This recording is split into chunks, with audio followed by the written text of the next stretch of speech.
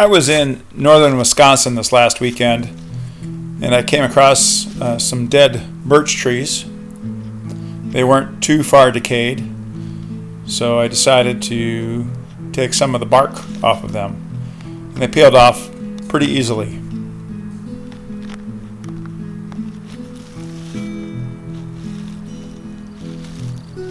When I got them home, I scraped them up on the back side. Some of the wood had stuck to the inside of the bark.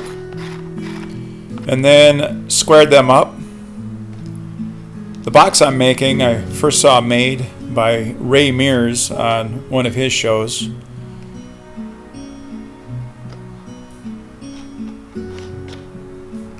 And you cut these triangles into both ends of the rectangle you make.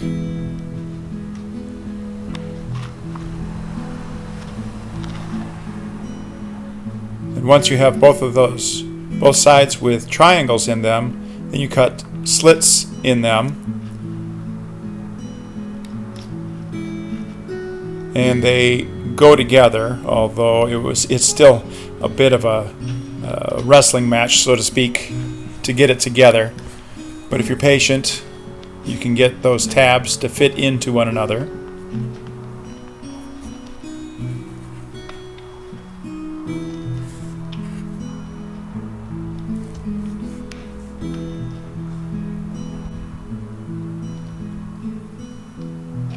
Then I used some epoxy to put in the second piece of birch bark that goes on the inside of this box.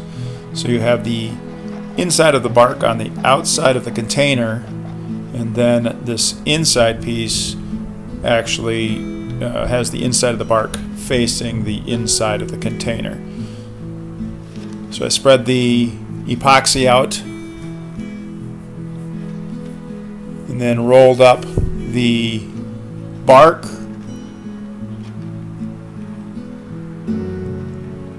placed it inside the container.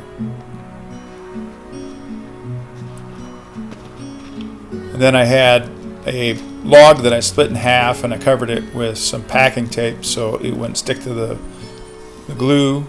And then I put some wedges in to put some pressure on that bark and epoxy so that it would cure and there would be fewer gaps.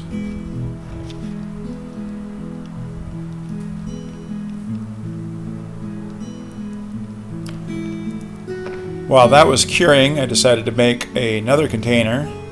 This one's a little bit simpler in design, using some clamps to help hold it where the bark overlays each other. And then I'm taking an awl and punching some holes into two sides of the container, one where it overlaps and one right next to it.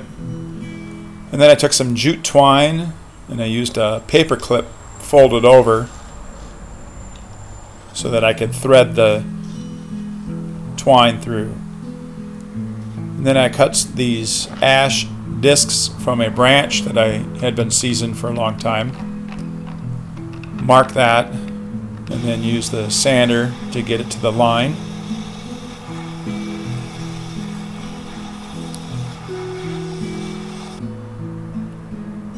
And then I glued that into place in the bottom of the container.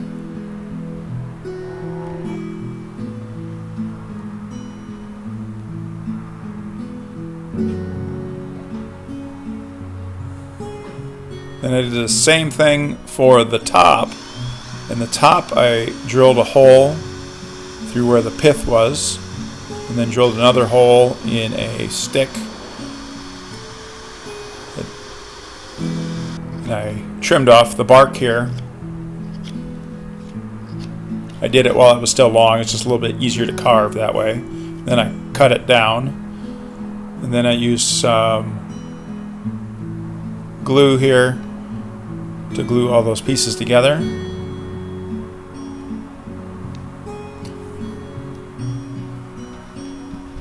And then finally the epoxy was set. So I took out the log and the wedges. And I did basically the same thing with this one, cutting a piece for the bottom, gluing it in, and then doing the same thing for the top. And here they are. I put a coat of oil on them just to make them look a little nicer.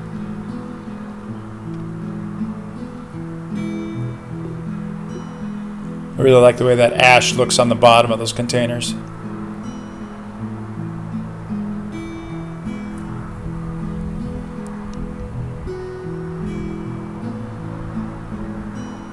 That was a piece of pine on the bottom of this one. And it's all just a friction fit when you put those in.